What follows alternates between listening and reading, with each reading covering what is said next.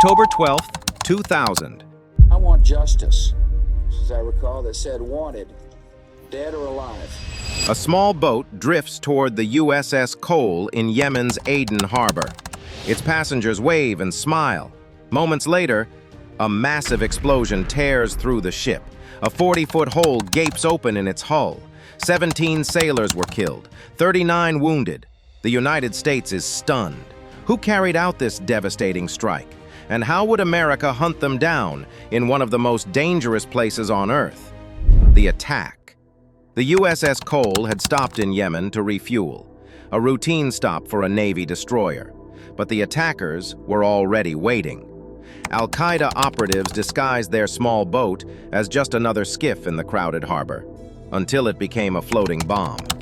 The blast nearly sank the ship. Families back home were shattered with grief, and for the United States, this was more than an act of terror. It was a declaration of war.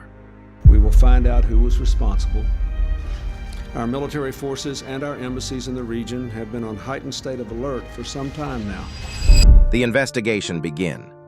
The FBI, CIA, and NCIS descended on Yemen. Among them, John O'Neill, the FBI's legendary counter-terror chief, and Ali Soufan, a brilliant Arabic-speaking investigator.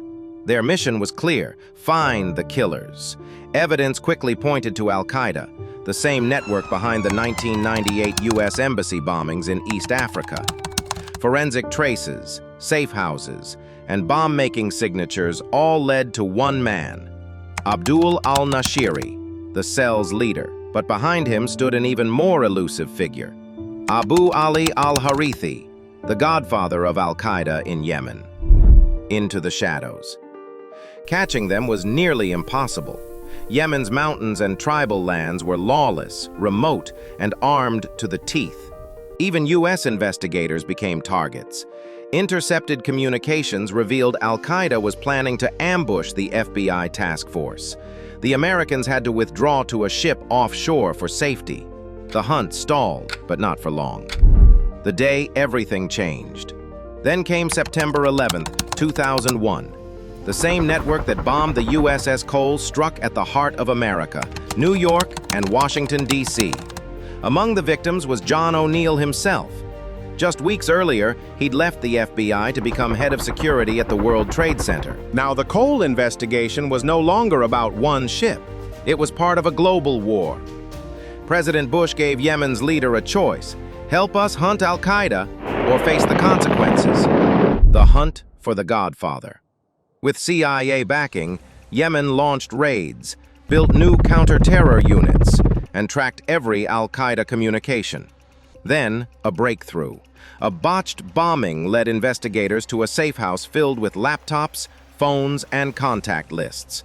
Among them, a satellite phone belonging to Abu Ali al-Harithi. Every call he made became a beacon for U.S. intelligence. Climax. Fire from the sky. November 3rd, 2002. A CIA Predator drone spotted Harithi's vehicle moving through Yemen's desert. A single Hellfire missile struck.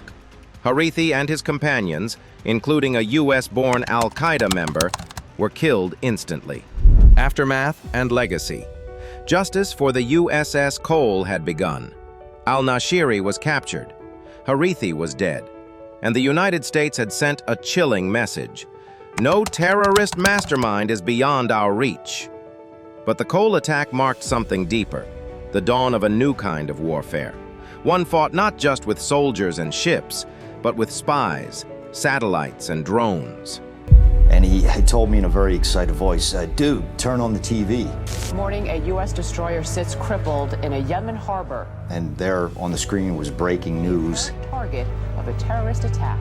A U.S. warship in the port of Aden had experienced an explosion. The bombing of the USS Cole was more than an attack on a warship. It was a warning of what was coming. It forced America into the shadows, to fight a hidden war against an enemy without borders, in the most unforgiving corners of the world.